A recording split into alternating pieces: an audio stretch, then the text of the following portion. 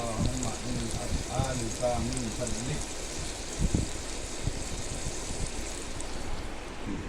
وأعوذ بك من عذاب القبر لا إله إلا أنت حمدا كثيرا طيبا لا إله إلا الله وحده لا شريك له الملك وله الحمد وهو على كل شيء قدير اللهم لا مانع لما أعطيت ولا معطي لما منعت ولا ينفع ذا الجد منك الجد اللهم إني أعوذ بك من الفتح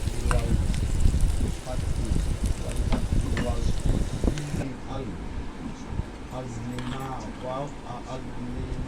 أو الظلام اللهم إني أسألك من كل عبد طيب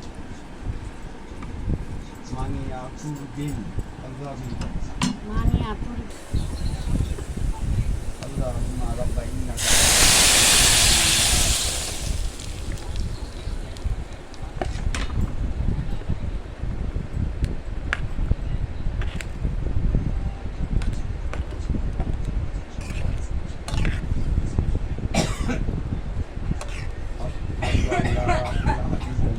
ঘাস উঠে গেছে।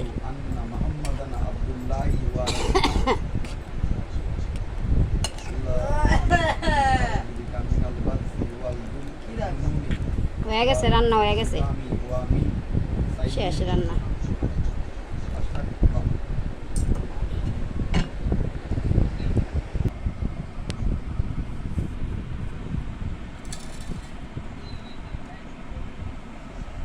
আসসালামু আলাইকুম আমার আপুরা, আমার ভাইয়ারা, কেমন আছো? আশা করি ভালোই আছো। আলহামদুলিল্লাহ, আমিও তোমাদের দোয়ায় ভালো আছি।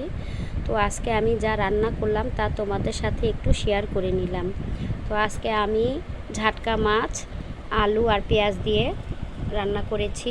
একটু ঝোল রেখেছি, মাছের ঝোল না হলে খেতে ভালো লাগে না।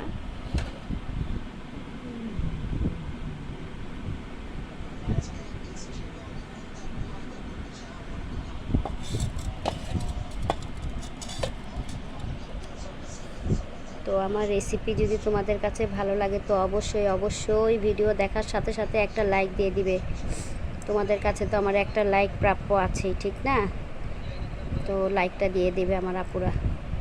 আর এখানে রান্না করেছি মুসুরির ডাল দিয়ে, কলমি শাক দিয়ে। তো কীভাবে রান্না করেছি তা তো তোমাদেরকে আমি দেখালামই। প্রথমে আমি কলমি শাক আর মুসুরির ডাল সিদ্ধ করে নিয়েছি। সামান্য পরিমাণ একটু হলুদের গুঁড়া, একটু জিরে গুঁড়া, একটু ধনে গুঁড়া আর লবণ পরিমাণ মতো দিয়ে আমি সিদ্ধ করে নিয়েছি। তারপরে রসুন কুচি, পেঁয়াজ কুচি আর শুকনো মরিচ কুচি দিয়ে আমি বাগার দিয়েছি। কেউ সবজি দিয়েও খায়, আবার কেউ মানে শাক সবজি মানে ভেজিটেবল দিয়ে আর কি খায়, কেউ আবার মনে করো শাক দিয়েও খায়। যে যেভাবে খেয়ে আর কি খেতে আর কি ভালো লাগে, যার যেভাবে খেতে ভালো লাগে। তো আমি আজকে কলমি শাক দিয়ে মুসুরি ডাল দিয়ে রান্না করলাম। আর এখানে রান্না করেছি আমি মাছের পেটি, বড় মাছের পেটি আর মাথা, শাপলা আর মিষ্টি কুমড় দিয়ে আমি মাখা মাখা করে রান্না করেছি। তো আজকে আমার এই রেসিপি আমি তোমাদের সাথে একটু শেয়ার করে নিলাম। যদি আমার ভিডিও ভালো লাগে, আমার আপুরা, আমার ভাইয়ারা, যদি তোমাদের কাছে আমার ভিডিও দেখতে ভালো লাগে তো অবশ্যই পাশে থেকো, ঠিক আছে? পাশে থেকো। সাপোর্ট ছাড়া কখনো কেউ এগিয়ে যেতে পারে না। তাই আমার সাপোর্ট তোমাদের সাপোর্ট আমার খুব দরকার। তোমরা অবশ্যই আমার পাশে থেকো। আর নতুন সদস্য যারা আছো, নতুন বন্ধু যারা আছো, তারা অবশ্যই সাবস্ক্রাইব করে বেল আইকনে একটা ক্লিক করে দেবে। অবশ্যই আমার নতুন কোনো ভিডিও তোমরা পেয়ে যাবে, ঠিক আছে? এই বলে আমি মলি বিদায় নিচ্ছি। ভালো থেকো, সুস্থ থেকো, এই দোয়াই রইল। তোমাদের পরিবারদেরকে নিয়ে তোমরা সুন্দরভাবে জীবনযাপন করো, এই দোয়াই করি আল্লাহর কাছে সব সময়। কারণ দেশের অবস্থা খুবই খারাপ, যা বলার মতো না। প্রচুর খারাপ দেশের অবস্থা। তো দোয়া করি আল্লাহ যেন সকল সমস্যা যেন সমাধান করে দেয়, আর সকল মায়ের বুকটা যাতে ভরা থাকে, তাদের উসিলে আল্লাহ যেন আমাদের বুকটাও যাতে ভরা রাখে, সকলের আশা যেন আল্লাহ পাক পূরণ করেন। এই বলে আমি বিদায় নিলাম।